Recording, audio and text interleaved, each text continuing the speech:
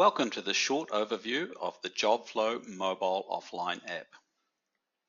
Once you've downloaded the app from either the iOS store or the Android store and loaded up the software, you'll be presented with this login screen.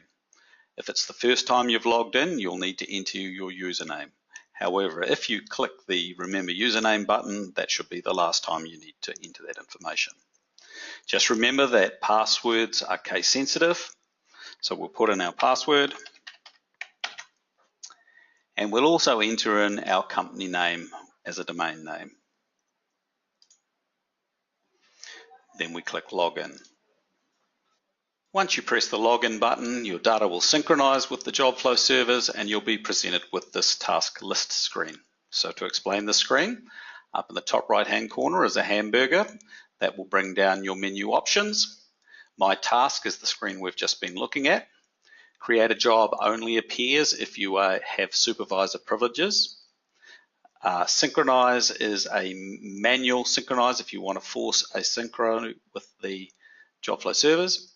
And then in the unlikely event you have any issues with your mobile app, one of the best things you can do is click on this info tab and note down the information that's included here. This will help us diagnose your issues.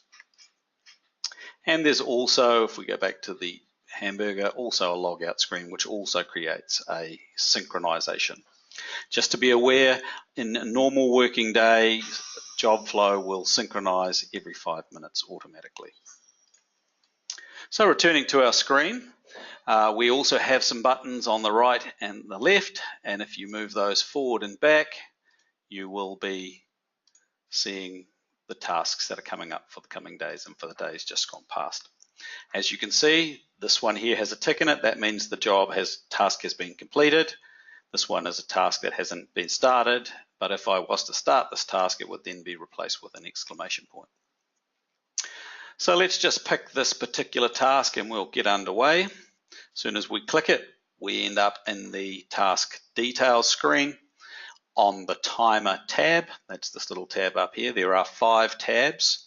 The next one will be the assignments tab, which will give us the name of the person supposed to be doing the work, what vehicle they're driving and what implement. And if there are products being consumed on the job, then they'll also appear here. If you need a map to get to the property that you're doing the work on, then click on the 3rd tab. That will also bring up the farm name and any contact details of the farm. And if you would like to see the map, you look for this little icon here and you click on that one. And that'll raise a map. And of course on your mobile phone you'll be able to pinch the map or expand it as you need. The 4th tab is one that you'll visit just about every single task.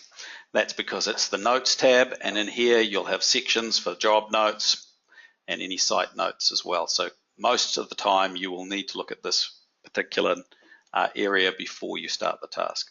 The last one is a comments area. This is a kind of a live chat area, I guess. Just be aware that everybody can see what you type in here, other drivers on the job, but also admins back in the office. So let's return now to the timer and we click Start. Now, if your company has set up health and safety requirements, then you'll be presented with a list of issues. You cannot start the task until you've confirmed that you've done the things above. I agree. Then you're presented with this kind of general screen which will be happening as the task is unfolding. A lot of the times you won't do anything other than start or finish, but should you have a breakdown or the weather packs in, then you might want to use a pause. And you can select the pause from a range of different things. We should have, if I haven't seen it already, a weather one. There we go. I can add in a weather delay. Then you will just leave that sitting there until such time as you resume the task. When you resume, you'll be presented again. You can also see down here that these task activities are being recorded. So every press that you make of the JobFlow app is being recorded somewhere, and that will help us also diagnose any issues that you might have. You can also enter activity notes against any particular cause or pause. When you finally finish the task, you press the finish button, but your job is not quite done at this point because you have to confirm your actuals. So here we are on the Confirm Actual screen. You can see again your job number up the top here, year 17, job number 320. It's a disc for Random Farms is expected to be 7 hectares. Here you put in what you actually did. If you have GPS, it might say something like 6.8 hectares. Click that information. Your task time has been recorded and is a combination of the total time elapsed minus the pause time equals the work time. But if you'd like to see more detail on that particular screen, you can click that one as well, and that'll bring up your task activities log. Now in this particular case, I pressed the timer pretty fast, but actually this job took 2 hours, so I overwrite that. I confirm the amount of blizzard seed that I used. In this case, I used 62 kilos. You can add additional products and materials if you choose to, or consume them. And in the end, you will press confirm. Now, this is the most important button to press of all, because if you don't press this button, nothing goes to JobFlow and your actuals will be lost. So we click confirm, click yes, and that job is now completed. To return to your task details screen, you go back up to the hamburger and pick another task.